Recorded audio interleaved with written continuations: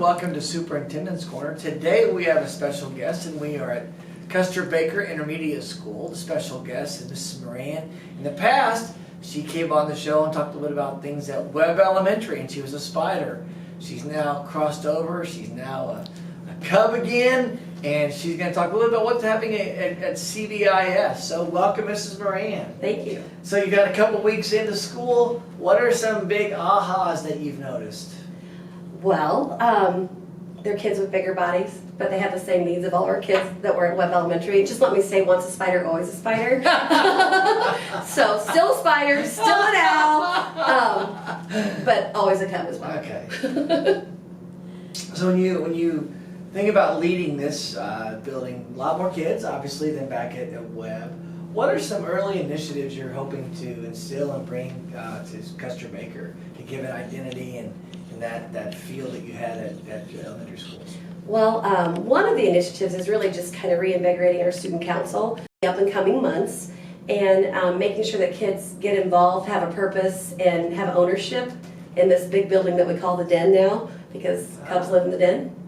So that is one thing. Another thing is I'm working cooperatively with Indian Creek Intermediate School right now to try to get our own intramural programs going, but then maybe having a competition between our 5th grades, because there's not a lot of extracurricular sports activities for our 5th graders to do in either district, not just Franklin. Right. So we're kind of working on that. We're kind of hoping to do it in the fall. We're definitely going to have something in the winter and something in the spring if the fall doesn't happen right now, but that's an initiative. I want to get more involved in our PTO here at Custer Baker. I kind of have, 3 goals that I'm focusing on this year, and the biggest is communication. All right. And I've gotten some feedback from parents, more audio calls, things like that people seem to be more in the know than they have in the past, so that's good. But I also want parents to be involved in this building, invested in this building, and I want kids to I want them to own the Den. I want them to feel like this is their place, and it's not just between the hours of 8 and 3. That's outstanding. I think one of the early things that you changed was routing to get to school from school for parents.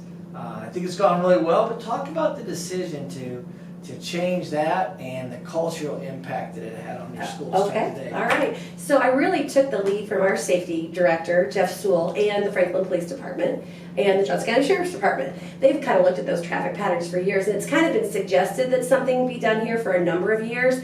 It seemed like the right time.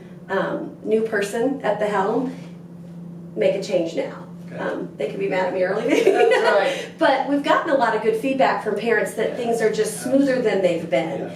And I am doing some spot checking. I have parents that communicate with me when maybe things aren't going as well as they should. And even today I was out at 7:20, about 10 minutes before car riders were dropped off, and did notice there's still some rules not being followed and things like that, but friendly reminders are all people need, or maybe they just didn't know.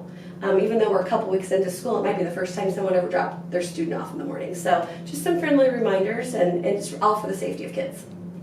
Obviously, individual student growth are the reason why we exist in school. It's our #1 guiding principle. Talk about what CBIS is going to do to ensure that every kid grows to their fullest potential while they're here for 2 years. We are really starting to tackle that through our professional learning communities. And thank goodness for early release on Wednesdays, because that's when teachers have time to get together and actually look at student data, what we want them to know, what we want them to learn, and what do we do if they already know it or they don't know it. And so we are infusing into our school day a focused instruction time where we're using that data to drive what we do with kids during that time. So maybe they have a math need or a reading need or a science need. We're able to focus on that using our data with kids.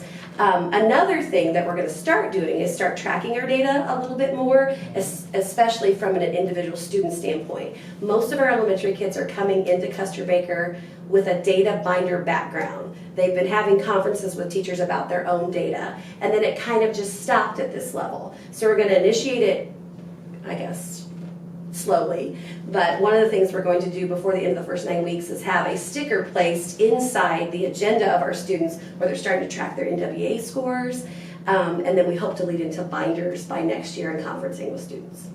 That's outstanding. Communications as a priority. Obviously doing more robocalls and everything like that. But if mom or dad want to talk to you, what's the best way to reach out to you? They can email me. I've gotten several emails so far. I think I've done a pretty good job of answering them all back. Or they can call me. Our secretaries are really good about putting it right through to my voicemail if I'm not available at that time. And to date, I think I've called back every parent who has made contact with me. So that's great. And probably the last thing is, you're being new to the building. You're also probably new kids, new teachers. What have you done to bring them into the den and make them part of the family? I think the number one thing that I've done, not just for the new kids, because they're all new to me. Yeah. So sometimes I don't know who the new students are because we're all new together. They know I'm new to the building, so they know that I have some of the same feelings they do of not knowing or not knowing where to go and things like that. But I'm first and foremost, I'm on announcements every morning, so I'm giving a central message to our kids. I try to be in all of either the recess or lunch groups, so at least it's named to a face. And most days, I've walked through the majority of the classrooms so that they're just getting to know me, or I'm out in the hallways during passing periods when the bells ring. So I'm accessible. That's great. And I think accessibility is really important as the leader of the school. The mom and dad know they can reach you, but also kids. Because it's your vision that kind of helps sets the tone for that.